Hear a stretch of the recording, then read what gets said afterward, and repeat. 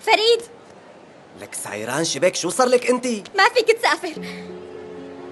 يا ربي دخيلك، عن جد علقنا. لك بنتي انت مجنونه شي؟ لك ليكني رايح لسه بتقولي لي لا تروح؟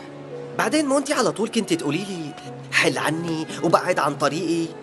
رح ترتاحي لسه، شو بدك اكثر؟ ما في غير بتقولي لي حل عني وبعد عني فريد. شو صار هلا سايران خانم؟ فهميني.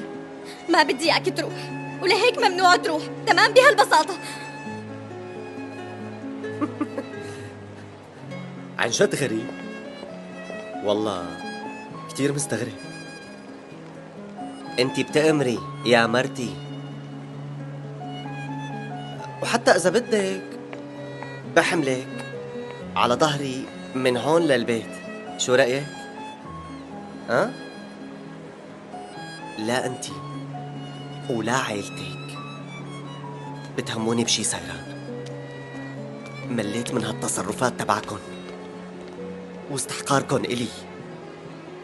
طول الوقت عم حاول كون منيح معك انتي بالذات،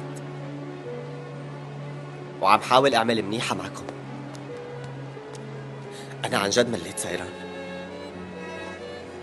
ما بدي حدا فيكم ولا بقى بدي منكم شي ابدا سايران.